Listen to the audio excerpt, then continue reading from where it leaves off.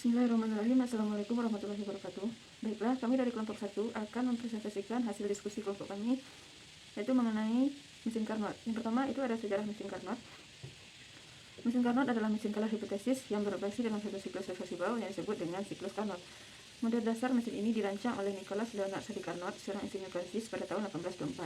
Kemudian mesin Carnot dikembangkan secara grafis oleh Emil Clapeyron pada tahun 1834 dan diuraikan secara matematis oleh Rudolf Clavius pada tahun 1850-an dan 1860-an.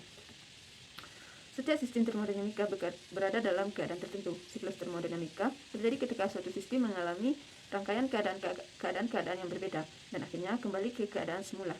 Dalam proses melalui siklus ini, sistem tersebut dapat melakukan usaha terhadap lingkungannya sehingga disebut dengan mesin kalor. Sebuah mesin kalor bekerja dengan cara memindahkan energi dari daerah yang lebih panas ke daerah yang lebih dingin, dan dalam prosesnya mengubah sebagian energi menjadi usaha mekanis. Sistem yang bekerja sebaliknya, di mana daya eksternal yang dikerjakan pada suatu mesin kalor dapat menyebabkan proses yang memindahkan energi panas dari daerah yang lebih dingin ke energi panas. Selanjutnya, proses termodinamika akan dijelaskan oleh rekan saya. Proses termodinamika. Suatu mesin yang menjalani siklus Carnot disebut dengan mesin Carnot. Sedangkan mesin kalor Carnot adalah suatu mesin yang mengubah energi kalor menjadi energi mekanik. Karena keempat proses dari siklus tersebut reversibel, maka siklus Carnot adalah siklus yang reversibel.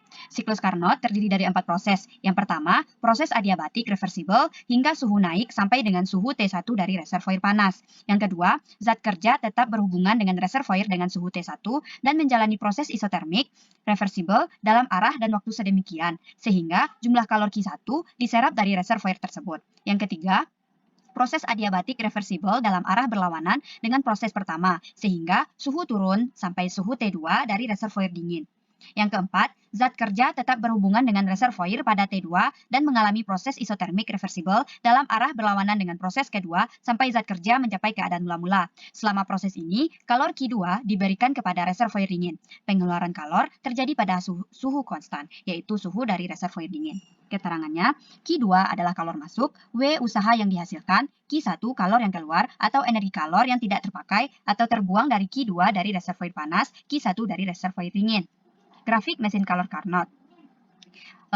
Pada gambar kita dapat melihat grafik pada mesin kalor Carnot. Untuk usaha dari titik 1 ke titik 2 disebut dengan ekspansi isotermik. Dengan W1 sama dengan integral dari V1 ke V2 P dikali dV sama dengan integral dari V1 ke V2 nRT2 dV per V, nRT2 ln V2 per V1. Untuk usaha dari 2 ke 3 disebut dengan ekspansi adiabatik. dQ sama dengan du ditambah dw. Karena pada proses adiabatik dQ-nya sama dengan 0, maka W2-nya sama dengan min integral dari du sama dengan min integral dari T2 ke T1.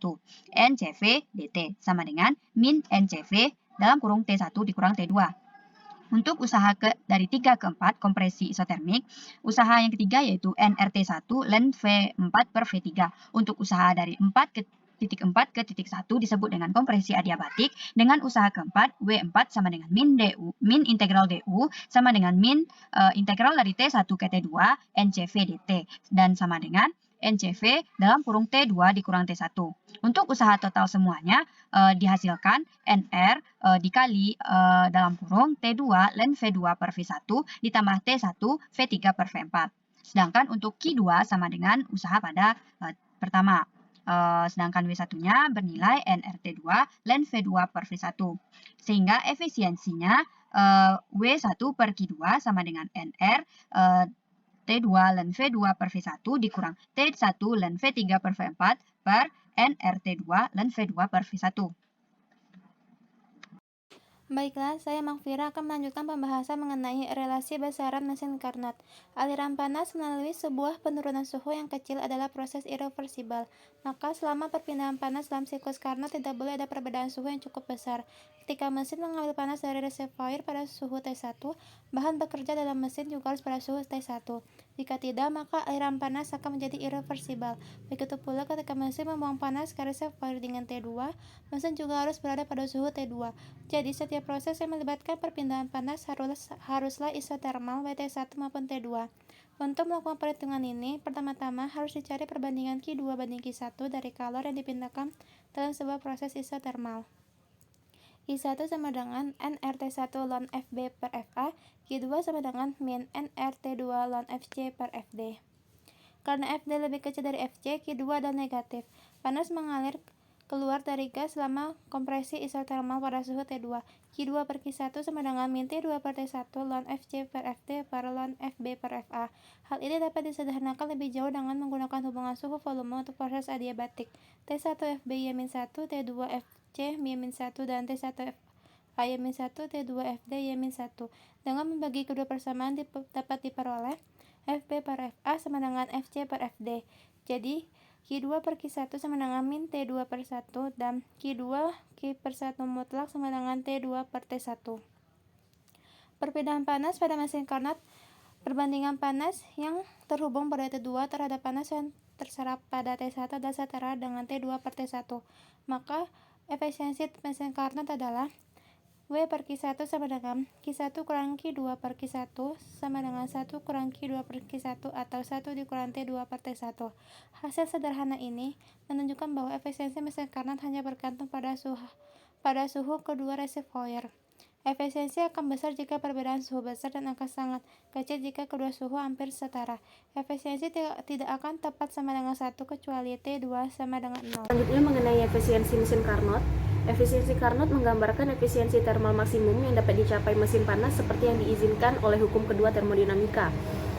Carnot merenungkan gagasan tentang efisiensi maksimum di dalam mesin kalor dan mempertanyakan apakah efisiensi mesin kalor bisa mendekati 100% atau ada batasan yang tidak bisa dilampaui.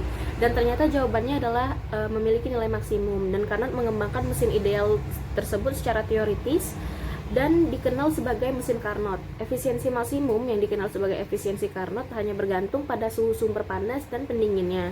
Hukum kedua mensyaratkan bahwa limbah panas diproduksi dalam proses termodinamika di mana pekerjaan dilakukan oleh sumber panas. Efisiensi Carnot seperti yang ada pada gambar di bawah ini atau di samping ini itu adalah eta sama dengan 1 dikurang TL per TH.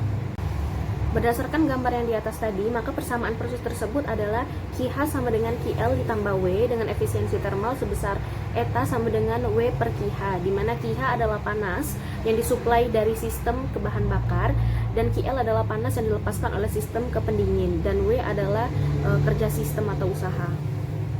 Oleh karena itu, efisiensi Carnot memberikan jumlah kerja maksimum yang dapat dicapai dari setiap mesin kalor.